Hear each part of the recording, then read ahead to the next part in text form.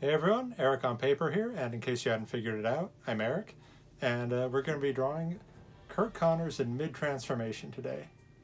So, as I've mentioned earlier, Kurt Connors will be played by the very talented Pacific Northwest actor Bill Reed Jr., and I auditioned him for another project actually, and was very impressed with his audition.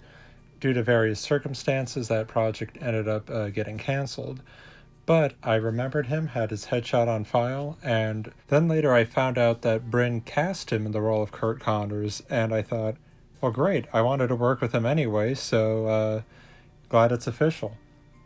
Now, in drawing the sketch or the piece of the lizard, the first thing I wanted to do was find an angle that worked, and Bill had a really nice headshot from kind of a higher up angle, which is why the ear placement looks a little odd if we're drawing him from just a front angle, but obviously you're not. And I'm going to be using Copic markers and colored pencils on this piece, similar to what I did for the Mary Jane video featuring actress Leona Britt. Now with Copic, sometimes you can go from light to dark. I know certain artists work that way. I personally prefer dark to light, not to be a contrarian, but for me, it just works better. When you're using tools, find your own style. As long as you get the result you want, I don't think there's a necessarily bad way about approaching art. As long as you get good results, you can do whatever you want. Just don't hurt yourself, I guess. One thing I am really looking forward to tackling in the Spider-Man 4 film, in this, especially with the script that we have, is this intense sense of pathos that we get for Dr. Kurt Connors. Bill's a very strong actor, and I know he can bring it. Also, there's some you can get a certain read on actors, and certain people strike you as very intelligent and believable as a scientist. There have been some casting choices, like, say, certain nuclear physicists and spy franchises that just did not seem believable.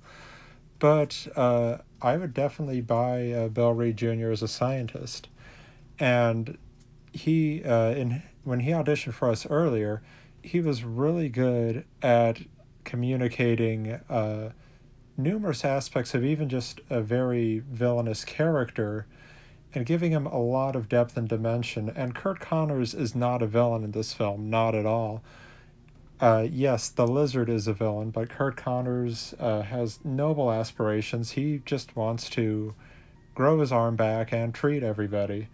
And as dedicated an actor as Bill Reed Jr. is, he was not willing to cut off his arm for the production. I mean, I understand, but, I'm going to break my legs to play Alistair Smythe, so I expect that dedication from everyone. Just kidding.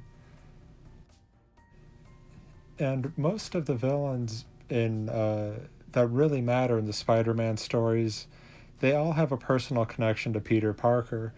In this case, he is working with a bunch of scientists in this film, and all three of them are reflections of the person that Peter could be.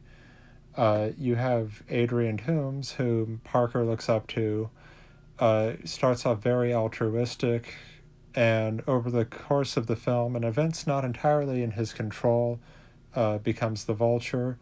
You have Alistair Smythe, in my opinion, the hero of the movie, in everyone else's opinion, a real scumbag who's totally sold his soul, and he only is interested in exploring technology. He doesn't care if it's weaponized or anything like that. And then you have Kurt Connors, also very noble, but driven to obsession and blinded to certain facts, and that's part of Peter Parker's process and growth as a character, especially when, as Spider-Man, he'll become fixated on a target and sometimes not see the forest from the trees. So back to the art, one thing I'm doing is using colored pencils to blend everything, give it some more depth and dimension. I liked how the scales came out on the first full-on lizard drawing I did, and I thought the eye, or Bill's eye, looked a little too bright and cheerful, so just giving it a shadow underneath helps dull that a bit, gives him a little bit of mystery. And overall, I wanted him to have kind of a half smile, implying a bit more of a threat, because if anybody was transforming and comes at me with a creepy smile, I'm just not going to trust them. Then again, I'm a Washingtonian, so I just don't trust smiling people anyway. And here we have it, Dr. Kurt Connors transforming into the lizard. Well, I hope you enjoyed this one. I have a lot of fun with these kind of horror-esque drawings, and next week I'll probably be tackling Carnage because 2020 is just getting crazier and crazier, and I need characters that just kind of artistically, let me vent that frustration. Speaking of which, in October, I like to do a lot of Halloween drawings. So if you have any horror characters, horror icons you would like to see me draw on the show, please drop it in the comments below. And also, I'm going to be having a special video soon because I have just finished writing, penciling, and inking my first ever mini comic. And it's going to be coming out through Lucky Comics called Breakneck, an original character I've created. So keep an eye out for that and keep telling your stories.